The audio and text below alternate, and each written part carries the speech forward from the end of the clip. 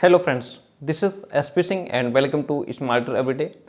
My dear friends, sorry मैं आप लोगों को क्लासेस नहीं दे पाया इधर 2 दिन से। मैं इधर जो पेड स्टूडेंट्स हैं उनकी PDF प्रिपेयर करने में बिजी था और प्लस हमारे यहाँ डिग्री कॉलेज है उसमें ड्यूटी भी लगी है मेरी एग्ज़ाम में, तो ये सब समस्याएं हैं और हेल्थ इशू भी है। माय डियर फ्रेंड्स, देखिए जो नया इजीनोट्स आया है वो मेरे पास भी आ गया है, ठीक है। तो मैंने इसको देख लिया है बहुत अच्छे से। अब मैं ये सोच रहा हूँ कि इन्होंने इसको प्रिंट कैसे किया है, पता नहीं जो है इतनी जल्दी में प्रिंट किया है, कैसे प्रिंट किया है, आधे से ज़्यादा इसमें सिलेबस से बाहर है। मैं ये देखिए मेरे पास पेपर 1 ये सारे जी नोट्स आ गए हैं मेरे पास जो नए वाले हैं, ठीक है। तो मुझे नहीं लगता कि इनमें कुछ है क्योंकि आउट ऑफ सिलेबस बहुत ज़्यादा इसमें दे दिया है। और मैं देख रहा था एक में कि उसमें 61 क्वेश्चंस हैं एक चैप्टर में, पेपर 4th में लास्ट में। आज मैं पेपर 4th कंप्लीट कर रहा था तो उसमें 61 क्वेश्चंस हैं और 4-6 क्वेश्चन उसमें ढंग के नहीं है। 61 में उसमें दे दिया है, पता नहीं कहाँ से ऐसी चीज़ें पूछ लिया है, बता दिया है, उसमें दे दिया है जिनका सिलेबस से कोई लेना देना नहीं है, दूर दूर तक जिसका कोई वास्ता नहीं है, ऐसी चीज़ों को भी डाल दिया है। मैं पेपर 4 था, अब देखिए मैं जो प्रिपेयर करता हूँ अब मैंने इसको ही मंगा लिया है। मैंने कहा एक बार हम भी ज़रा नज़र डालें इसमें है क्या। तो मेरे पास ये भी नोट्स अवेलेबल है, नए वाला, ये पुराने वाला तो है ही, ठीक है, आप लोग देख पा रहे होंगे। और इसके बाद आज मैं 4th पेपर रेडी कर रहा था, तो अब जो मैं PDF दे रहा हूँ उनमें जैसे ये तो 2 हैं ही हमारे पास, एक नया एक पुराना, प्लस ये बुक एक ये हो गई। मैं ये बात कर रहा हूँ पेपर 4th की। पेपर 4th की देखिए 4 चीज़ें हैं मेरे पास, एक तो ये बुक हो गई और प्लस एक ये बुक हो गई, 2 बुक्स और 2 इजी नोट्स। इन 4 चीज़ों का कलेक्शन मैं एक PDF में दे रहा हूँ, ठीक है।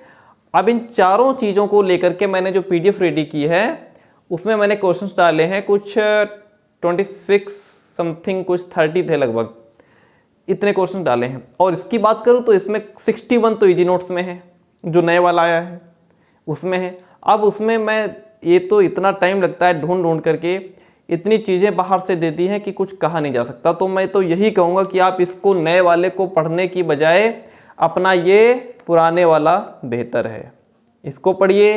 प्लस आपके पास ये जो बुक्स अगर हों तो इन बुक्स को पढ़िए। मैं नहीं कहूँगा कि आप नए वाला पढ़िए क्योंकि नए वाले में आपके ढंग के 4 क्वेश्चन नहीं है एक चैप्टर में। पता नहीं जो है कितना जल्दी मुझको प्रिंट किया है, क्या खाली उन्होंने मुझे लग रहा है केवल टॉपिक देखा कि ये टॉपिक है। मैं ये देख रहा हूँ कि इसमें वो क्वेश्चंस बहुत हैं जो हम लोग सीटेट लेवल में हम लोग एग्जाम देते हैं। मैंने अभी इधर 2 बार सीटेट और टेट दिया है, तो 4 एग्जाम दे दिए, तो उसमें जो क्वेश्चन उसमें पूछे जाते हैं उस लेवल के क्वेश्चन डाल दिए हैं। और तो ये सब चीज़ें हैं, मुझे नहीं लगता कि इतना कुछ खास दिया है इसमें। बाकी आप लोगों की इच्छा है, मैं यही प्रेफर करूँगा कि आप लोग नए वाला ये खरीद सकते हैं, लेकिन फोकस इस पर मत कीजिए। एक तो मिस्टेक बहुत हैं और जो है कि बाकी फालतू का बहुत दिया है। अगर आप इसको पढ़ेंगे इसका मतलब है कि आप दुनिया भर की चीज़ें बहुत पढ़ रहे हैं, अपने सिलेबस से कम, बहुत कम पढ़ रहे हैं। तो उसके लिए ज़रूरी है आप अपना पुराने वाला, ठीक है, अगर आपने मेरे से पेड लिया हुआ है तो कोई दिक्कत ही नहीं है, टेंशन फ्री होके बैठिए, जितना पढ़ाऊँ उतना पढ़ते रहिए, PDFs पढ़ते रहिए, बहुत है। लेकिन अगर पेड नहीं लिया है तो आपका ये पुराने वाला बेहतर है भाई, इसको रटोगे तो रटते रह जाओगे, ठीक है। बाकी आपके पास जो बुक्स हैं उनको पढ़ते रहिए। तो चलिए शुरू करते हैं आज की बेहतरीन क्लास, जिसमें मैं बात करूंगा पेपर 2 की। पेपर 2 में मैंने कुछ क्वेश्चंस करवाए थे और बीच के कुछ छोड़ दिए थे, फिर लास्ट में करवाए थे, लेकिन अब हम कंटिन्यू करने वाले हैं क्योंकि मैंने पेड स्टूडेंट्स का कोर्स कंप्लीट करा दिया है, टेंशन फ्री हो गया हूँ। और उनके शायद चैप्टर जो पेपर 1 है उसके कुछ क्वेश्चंस, कुछ चैप्टर्स छूटे हैं, वो मैं बहुत जल्दी उनको प्रोवाइड कराने वाला हूँ। तो बाकी ठीक है, अगर आप भी पेड लेना चाहें तो कॉल मैसेज कर सकते हैं। और बाकी मैंने एक बहुत बड़ी गलती कर ली भैया, नंबर देके, पता है माय डियर फ्रेंड्स, ऐसा मत करो, आपसे रिक्वेस्ट है। मैं भी एक टीचर हूँ और मेरे ऊपर वर्कलोड इतना है कि मैं कैसे उसको बर्दाश्त कर रहा हूँ मैं ही जानता हूँ। और लोग बताओ मुझे कॉल करते हैं और पूछते हैं सर ये बता दीजिए कि हमने साल भर कुछ पढ़ा नहीं है, अब जो है हम अच्छे नंबर कैसे लाएं। अब बताइए मेरे पास इतना टाइम रखा है कि मैं उनको फ़ोन पे बताऊं कि आप अच्छे नंबर कैसे लाएं हैं। मतलब जो है बेचारे जो स्टूडेंट्स हैं हमारे जो पेड वाले हैं उनको तो मैं कॉल नहीं रिसीव कर पाता, मैसेज नहीं देख पाता, रिप्लाई नहीं कर पाता। और बाकी जो भी स्टूडेंट्स हैं इसलिए मैं कॉल रिसीव कर लेता हूँ कि भाई पता नहीं किसको क्या प्रॉब्लम हो। और बताओ आपको ये जान नहीं है कि हम बताओ नंबर कैसे अच्छे लाएं। अब मैं बताओ कॉल पे ये बताने बैठूंगा कि आप नंबर कैसे अच्छे लाओ हैं। तो बताओ ऐसे स्टूडेंट्स हैं खाली फ़ोन करके पूछेंगे सर ये बताइए हम नंबर कैसे अच्छे लाएं, सर ये बताइए कि हम पेपर में कॉपी कैसे लिखेंगे। अरे मेरे भाई वो 2 लाख प्लस मेरा कॉपी लिखा हुआ वीडियो है, उसको देख लीजिए। और मैंने बहुत सारी वीडियोज़ में बताया कि आपको कैसे कॉपी को लिखना है, कैसे क्या करना है, कैसे पढ़ाई करनी है। अब बताओ आप एग्जाम टाइम मेरे से पूछ रहे हो कि सर कैसे पढ़ें अभी फ़ोन करके, तो प्लीज़ रिक्वेस्ट आपसे ऐसा ना करें। आपको बहुत ज़्यादा ज़रूरी है, इमरजेंसी है, तभी आप मुझे फ़ोन करें, कॉल करें। उससे पहले आप मुझे मैसेज ड्रॉप करें। और हज़ारों स्टूडेंट्स का कॉल मैसेज होने के कारण मैं सबकी कॉल मैसेज नहीं ले पाता हूँ, उसके लिए सॉरी। तो चलिए शुरू करते हैं आज की, बहुत हो गई बातें, शुरू करते हैं आज की बेहतरीन क्लास जिसमें हम बात करेंगे पेपर सेकंड की। ठीक है, एक एक क्वेश्चन को डीपली उसको समझेंगे और आप जो है खा पी के बैठिए, आराम से चाय नाश्ता लेके बैठिए, टाइम लगने वाला है। माय डियर फ्रेंड्स, ये पेपर सेकंड का चैप्टर नंबर 10 है। इससे पहले 9 मैंने करवा दिया था इससे पिछले वाले वीडियो में, और ये 10 नंबर आज हम पढ़ेंगे। ठीक है, 10 नंबर पढ़ेंगे। देखिए जो मैं क्वेश्चन निकाल रहा हूँ आजकल, ये सब जैसे मान लिया हमारे पास ये है, देखिए मान लिया बुक भी है पाठ्यक्रम पेपर सेकंड की, ये हमारा पुराना इजी नोट्स हो गया, ये हमारा नए वाला इजी नोट्स हो गया। ठीक है, तो इन सब से निकाल कर मैं क्वेश्चन बना रहा हूँ, इन सब का कलेक्शन है ये PDF। ठीक है, तो इसमें अगर आप देखेंगे नए मॉडल में तो बहुत ज़्यादा है भाई। तो चलिए शुरू करते हैं आज की बेहतरीन क्लास। देखिए, पाठ्यक्रम विकास हेतु शैक्षिक व व्यावसायिक क्षेत्रों में नए आयाम। पाठ्यक्रम के नए आयाम का तात्पर्य बच्चों को सार्थक अनुभव देने वाली और समाहित करने वाली शिक्षा प्रदान करने से है। जो नए आयाम हैं उसका मतलब यही है कि हम बच्चों को जो है कि एक सार्थक अनुभव यानी कि एक अच्छा एक्सपीरियंस उनको दें और एक ऐसी शिक्षा प्रदान करें जो उनको आगे अच्छे रास्ते पे ले जाए, और समाहित करने वाली शिक्षा यानी कि उनको बेहतर से बेहतर करने के लिए प्रेरित करें। ऐसी शिक्षा के लिए जो नए नए आयाम है वो हम बच्चों को प्रोवाइड कराएं। ठीक है, पाठ्यक्रम के नए आयाम का मतलब यही है कि हम बच्चों को एक सार्थक अनुभव, एक अच्छा एक्सपीरियंस, एक उनके लिए जो पॉजिटिव चीज़ें हों वो उन तक हम पहुंचाएं। इसका मतलब यही है। शैक्षिक क्षेत्र में नए आयाम, अब देखिए नए आयाम जैसे हमारे समेकित बाल विकास हो गया, सर्व शिक्षा अभियान के द्वारा शिक्षा का अधिकार, जीवन कौशल शिक्षा हो गया, मूल्य शिक्षा हो गई, शांति शिक्षा हो गई, पर्यावरणीय शिक्षा हो गई, समावेशी शिक्षा, ये शैक्षिक क्षेत्र में नए आयाम हैं। अब यहाँ पे आपका ये मैंने क्यों लिख दिए इतने सारे, इनको लिखने का मेरा तात्पर्य यही था कि वहाँ पे आपको एक लाइन दे देगा, शैक्षिक क्षेत्र में नए आयाम इनमें से नहीं है, शैक्षिक क्षेत्र में नए आयाम का हिस्सा इसमें से नहीं है। इसमें से नहीं है का मतलब 3 ऑप्शन इसमें से दे देगा, एक आपको कहीं अलग से दे देगा। अगर आपने ये पढ़ रखा है तो आप समझ जाएंगे कि हाँ ये है, ये है, ये है, या फिर ये जो भी है। एक जो अलग से दिया होगा उसको आपको टिक करना होगा। इसलिए मैंने ये 8 लिख दिए ताकि बच्चों को, आप लोगों को क्लियर हो जाए कि ये इसके नए आयाम हैं। अगर इनसे अलग कुछ होगा तो वो इसका आयाम नहीं होगा। ठीक है, आगे बढ़ेंगे। पर्यावरण शिक्षा, पर्यावरण शिक्षा से आशय उस ज्ञान से है जो हमें हमारे वातावरण के बारे में जानकारी उपलब्ध कराता है। कोई पूछ ले पर्यावरण शिक्षा क्या होती है, परिभाषा बताओ, आपको परिभाषा नहीं पता है। सीधी सी बात है कि पर्यावरण शिक्षा वो शिक्षा है जो हमें हमारे वातावरण के बारे में जानकारी देता है, वही हमारा पर्यावरण शिक्षा है। ठीक है, जो हमें हमारे एटमॉस्फेयर के बारे में, अपने चारों तरफ क्या हो रहा है, क्या चीज़ें हैं, उनके बारे में जो हमें जानकारी उपलब्ध कराता है वही हमारी पर्यावरण शिक्षा है।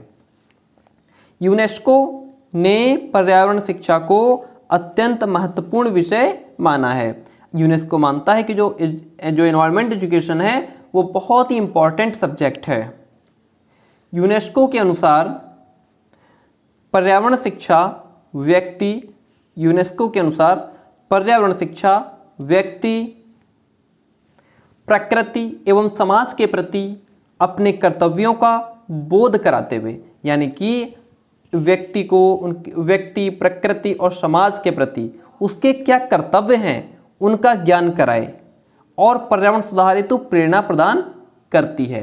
और पर्यावरण को बेहतर कर सकें, उसके लिए हमें इंस्पायर करती है, प्रेरणा देती है।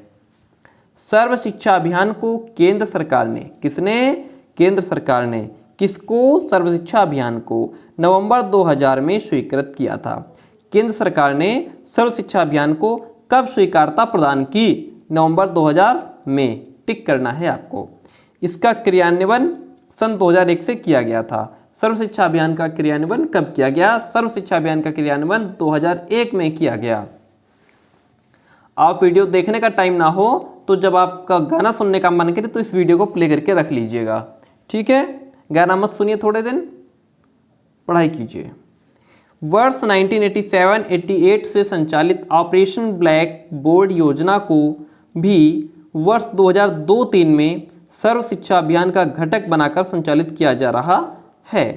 जो ऑपरेशन ब्लैक बोर्ड योजना है उसको भी 2002-03 से सर्व शिक्षा अभियान में जोड़ दिया गया है, उसका घटक बना करके उसको संचालित किया जा रहा है।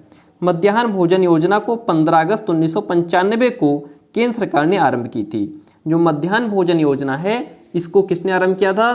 केंद्र सरकार ने। कब से आरंभ किया था? 15 अगस्त 1995 से, जिसे सन 2009 में सर्व शिक्षा अभियान से जोड़ दिया गया। ठीक है, बढ़ते हैं आगे। बस पर्यावरण शिक्षण से रिलेटेड चैप्टर था। पाठ्यक्रम शैक्षिक व्यावसायिक क्षेत्रों में नया आयाम। अगर आप इतना अच्छे से पढ़ लेंगे तो इससे बाहर अगर क्वेश्चन आ जाएंगे तो आप वो भी कर लेंगे। इसका मतलब ये नहीं है कि हम 60 क्वेश्चन पढ़ना शुरू कर दें। जितना है उतना पर्याप्त है, उसको मन से पढ़िए बस, ठीक है? पढ़ने वाला बच्चा सरकारी स्कूल में पढ़ जाता, नहीं पढ़ने वाला चाहे उसको एसी में बैठा दो फिर भी नहीं पढ़ेगा।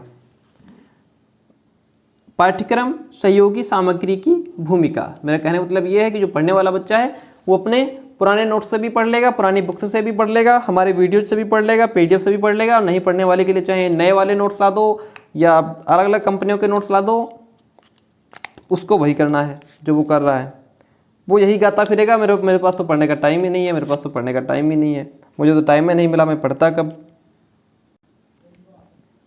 देखिए, निम्न सामग्री पाठ्यक्रम सहयोगी सामग्री के रूप में प्रयोग की जाती है। ये जो सामग्री है ये पाठ्यक्रम सहयोगी सामग्री के रूप में प्रयोग की जाती है। जैसे पाठ्य पुस्तकें हो गई, शोध पत्र हो गए, हस्त पुस्तिकाएँ हो गई, छात्र कार्य पुस्तिकाएँ हो गई, प्रयोगशाला सामग्री हो गई, प्रदर्शन स्लाइड्स हो गई, श्रव्य दृश्य अनुपोषक सामग्री। अब यहाँ पे जो क्वेश्चन बन के आएगा वो थोड़ी देर मैंने पहले जो बताया था वही टाइप से क्वेश्चन आएगा कि इसमें से कौन सी सामग्री हमारी पाठ्य सहयोगी सामग्री नहीं है। तो वहाँ पे आपको टिक करना है। 3 ऑप्शन इसमें से दे देगा, 1 बाहर से दे देगा। पाठ्य पुस्तक का अर्थ देखिए, व्हाट द मीनिंग ऑफ क्या पाठ्य पुस्तक? देखिए, रीडिंग बुक्स, ठीक है? मीनिंग ऑफ रीडिंग बुक्स, किसी विषय के ज्ञान को जब एक स्थान पर पुस्तक के रूप में संगठित ढंग से प्रस्तुत किया जाता है। किसी विषय के ज्ञान को, यानी कि कोई भी ज्ञान हो, किसी भी प्रकार का जब कोई नॉलेज होता है, जब उसको एक स्थान पर पुस्तक के रूप में संगठित ढंग से प्रस्तुत किया जाता है तो उसे पाठ्य पुस्तक की संज्ञा प्रदान की जाती है। हैरोलिकर के अनुसार पाठ्यपुस्तक ज्ञान, आदतों, भावनाओं, क्रियाओं तथा प्रवृत्तियों का संपूर्ण योग है। अब आपसे वहाँ पे ये तो लिखने को आएगा नहीं कि इनकी परिभाषा लिखिए। परिभाषा आएगी, कम से कम आपके पेपर में 10 परिभाषाएं आएंगी। कितनी? कम से कम 10। कहेगा कि ये परिभाषा किसकी है, ऐसे क्वेश्चन आएंगे। तो परिभाषाओं को थोड़ा अच्छे से पढ़ लो, इसलिए मैंने इसमें डाला हुआ भी है। क्वेश्चन आएगा, पाठ्यपुस्तक ज्ञान, आदतों, भावनाओं, क्रियाओं तथा प्रवृत्तियों का संपूर्ण योग है। यह कथन किसका है? यह कथन हैरोलिकर का है। यह ऐसा किसने कहा? यह ऐसा किसका विचार है? हॉलक्वेस्ट के शब्दों में पाठ्यपुस्तक शिक्षण अभिप्रायों के लिए व्यवस्थित प्रजातीय चिंतन का एक अभिलेख है। लैंज के अनुसार यह अध्ययन क्षेत्र की किसी शाखा की एक प्रमाणित पुस्तक होती है। ऐसा किसने कहा है? लैंज ने कहा है। बहुत ही बेहतरीन क्वेश्चन आपको देने का प्रयास कर रहा हूं, बस थोड़ा टाइम इशू बहुत है। पाठ्यपुस्तकों के महत्व को स्पष्ट करते हुए पाठ्यपुस्तकों के महत्व को स्पष्ट करते हुए क्रॉनबैक ने लिखा है, क्या कहा है? अमेरिका में आज के शैक्षिक चित्र का केंद्र बिंदु पाठ्यपुस्तक हैं। इसका विद्यालय में महत्वपूर्ण स्थान है। पाठ्यपुस्तक के प्रकार देखिए, सामान्य पाठ्यपुस्तकें होती हैं, पाठ्यक्रम पर आधारित पाठ्यपुस्तकें होती हैं और संदर्भ पुस्तकें भी होती हैं। एक अच्छी पाठ्यपुस्तक की विशेषता यह है कि उसकी भाषा शैली में सरलता, स्पष्टता, मौलिकता और प्रवाहशीलता होनी चाहिए। इकाई शिक्षण क्या है? इसका संबंध कक्षा शिक्षण कार्य से होता है। शिक्षण इकाई का संबंध किससे होता है? क्वेश्चन आएगा, शिक्षण इकाई का संबंध किससे होता है? इसका संबंध कक्षा शिक्षण कार्य से होता है और इसका निर्माण शिक्षक द्वारा शिक्षक कार्य के नियोजन के रूप में किया जाता है। संदर्भ इकाई, संदर्भ इकाइयों का निर्माण पाठ्यक्रम में सम्मिलित विभिन्न प्रकरणों अथवा विषय क्षेत्र के आधार पर किया जाता है। ठीक है, पढ़ेंगे नेक्स्ट चैप्टर को। 12 नंबर पे पहुंच गए हम लोग। पाठ्यक्रम में नैतिक शिक्षा एवं मूल्य शिक्षा का स्थान। शिक्षा शब्दकोश के अनुसार नैतिक शिक्षा आचरण के नैतिक अथवा नियमों में या तो औपचारिक या फिर अनुवांगिक अनुदेशन है। शिक्षा शब्दकोश के अनुसार ऐसा कहा गया है। शिक्षा आयोग ने अपने प्रतिवेदन में पृष्ठ 206 पर लिखा है, सामाजिक, नैतिक और आध्यात्मिक मूल्यों की शिक्षा के लिए सचेत और संगठित प्रयास किए जाने चाहिए। ऐसा किसने लिखा है? ऐसा शिक्षा आयोग ने लिखा है। धर्म का सार नैतिकता है और नैतिकता का आधार धर्म है। अब यहाँ पे लाइन दे देगा आपको कि धर्म का सार नैतिकता है और नैतिकता का आधार, आगे लाइन छोड़ देगा, ऑप्शन 4 दे देगा। वहाँ पे आपको धर्म को टिक करना है। धर्म का सार नैतिकता है और नैतिकता का आधार धर्म है। व्यक्ति की नैतिक प्रगति निर्भर रहती है किस पर? उसके धार्मिक दृष्टिकोण पर। नैतिक बल का स्रोत है। हाँ, व्यक्ति की नैतिक प्रगति निर्भर रहती है किस पर? उसके धार्मिक दृष्टिकोण पर। कहाँ? उसके धार्मिक दृष्टिकोण पर। ठीक है, देखिए नैतिक बल का स्रोत क्या है? नैतिक बल का स्रोत धर्म है। बार्टोल के अनुसार कुछ लोग नैतिकता को धर्म से अलग करना चाहते हैं, पर धर्म के आधार के बिना नैतिकता का अंत हो जाएगा, ऐसा बार्टोल कहते हैं। हर्बर्ट के अनुसार समग्र रूप से नैतिक शिक्षा शिक्षा से पृथक नहीं है, ऐसा हर्बर्ट कहते हैं।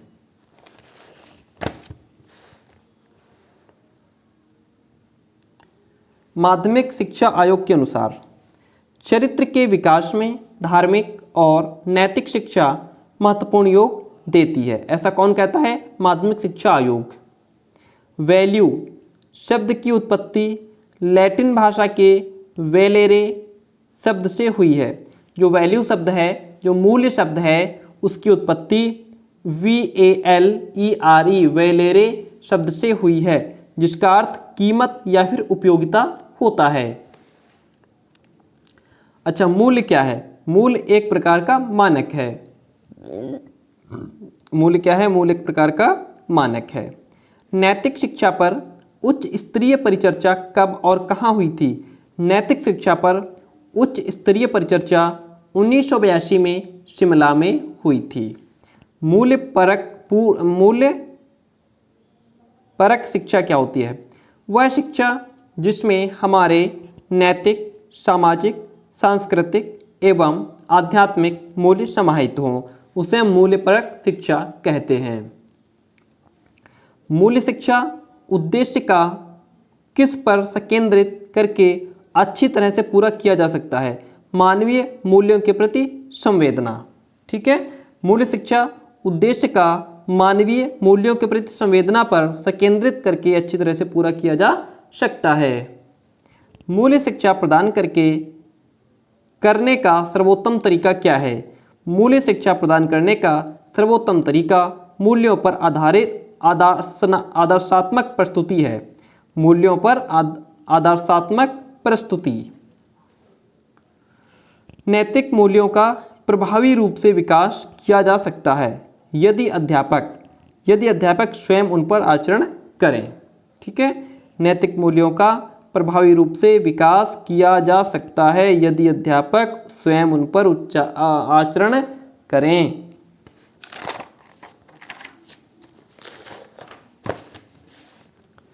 हम पहुंच गए हैं चैप्टर 13 पे, यूनिट 5 पे, पेपर सेकंड चल रहा है। पाठ्यक्रम मूल्यांकन एवं आकलन। देखिए, मूल्यांकन दो शब्दों मूल्य प्लस अंकन से मिलकर बना हुआ है। जो मूल्यांकन है वह दो शब्दों मूल्य प्लस अंकन से मिलकर के बना है। मूल्यांकन के 3 प्रकार होते हैं, लिखित, मौखिक और साक्षात्कार। शैक्षिक मापन शाब्दिक स्तर स्केल पर संभव नहीं है। शैक्षिक मापन शाब्दिक स्तर स्केल पर संभव नहीं है। क्वेश्चन पूछा जा सकता है शाब्दिक स्तर स्केल पर संभव नहीं है क्या, तो शैक्षिक मापन को आप टिक करेंगे। मूल्यांकन गुणात्मक व मात्रात्मक दोनों होता है। क्वेश्चन आ जाएगा मूल्यांकन होता है गुणात्मक, मात्रात्मक या फिर परिमाणात्मक, इस प्रकार से 4 ऑप्शन दे देगा, तो आपको गुणात्मक और मात्रात्मक पर टिक करना है। मूल्यांकन का संबंध अभिगमन से होता है। मूल्यांकन का संबंध होता है अधिगमन से। मूल्यांकन का संबंध अभिगमन से होता है। मापन के स्तर एस स्टीवेंस ने बताए हैं।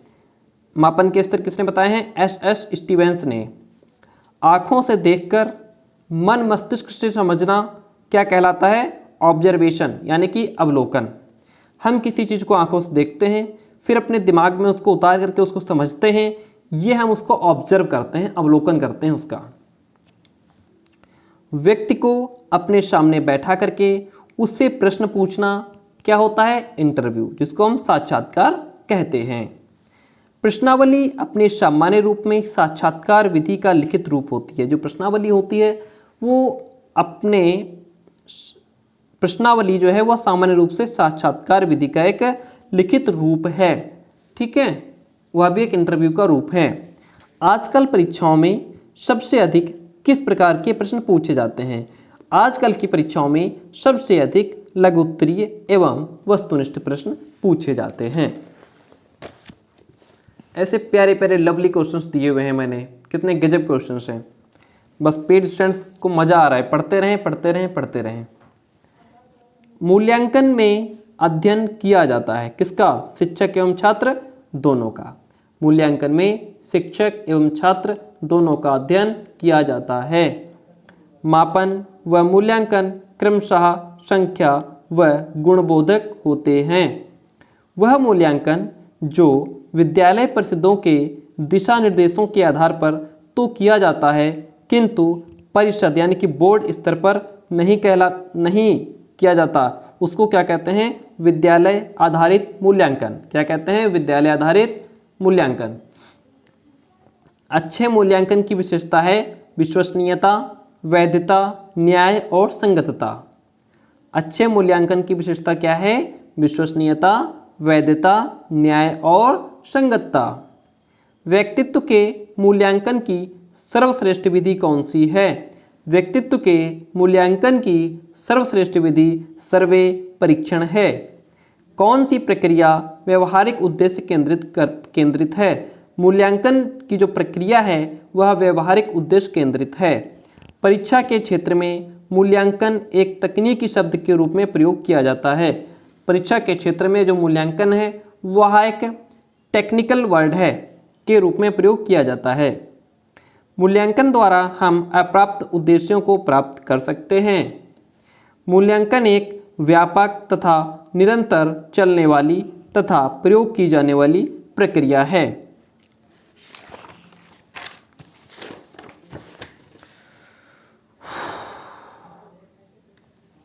मूल्यांकन की प्रमुख विशेषता वैधता। मूल्यांकन की जो प्रमुख विशेषता है वह वैधता, विश्वसनीयता और वस्तुनिष्ठता है। आकलन का क्या आशय है? आकलन का आशय है सूचनाओं को एकत्रित करने की प्रक्रिया। आकलन सीखने की प्रक्रिया का एक हिस्सा है। जो आकलन है वह क्या है? आकलन जो है वह सीखने की प्रक्रिया का एक हिस्सा है, जो अध्यापक को यह समझने में मदद करता है कि उसका शिक्षण कैसा होना चाहिए। जब छात्र अपने कार्यों को स्वयं जांचता है तो यह क्रिया स्व आकलन कहलाती है। स्व आकलन क्रिया किसे कहते हैं? जब छात्र अपने कार्यों को स्वयं जांचता है तो उसे स्व आकलन क्रिया कहते हैं। चलिए 14 नंबर पढ़ते हैं। सतत का, देखिए अधिगमकर्ता का सतत और व्यापक मूल्यांकन। सतत का शाब्दिक अर्थ होता है लगातार। सतत का शाब्दिक अर्थ क्या होता है? लगातार। सतत मूल्यांकन लगातार चलने वाली प्रक्रिया है। सतत मूल्यांकन प्रक्रिया है लगातार चलने वाली, धीमे धीमे चलने वाली, या और भी ऑप्शन दे देगा तो लगातार चलने वाली। कौन सी दो प्रक्रियाएं साथ साथ चलती हैं? सतत आकलन एवं कक्षा शिक्षण की जो प्रक्रिया है वह साथ साथ चलती है। सतत एवं व्यापक मूल्यांकन के दो मुख्य क्षेत्र संज्ञानात्मक क्षेत्र और सह संज्ञानात्मक क्षेत्र होते हैं। सर्वांगीण विकास हेतु सतत एवं व्यापक मूल्यांकन आवश्यक होता है। सतत एवं व्यापक मूल्यांकन आवश्यक होता है किसके लिए? सर्वांगीण विकास हेतु, खुद के विकास के लिए, समाज के लिए या पर्यावरण के लिए। तो सर्वांगीण विकास हेतु। क्या टिक करेंगे आप? सर्वांगीण विकास हेतु।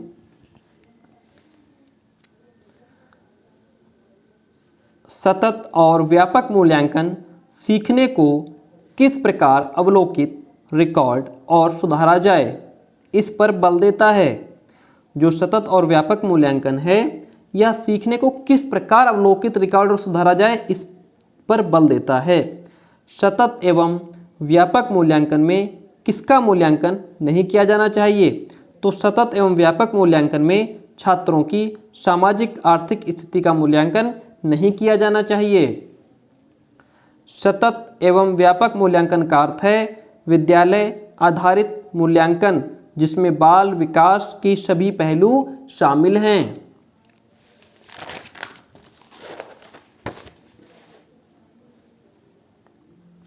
देखिए सतत एवं व्यापक मूल्यांकन का विज्ञान शिक्षण में मुख्य उद्देश्य निदानात्मक, उपचारात्मक, अधिगम का विस्तार है।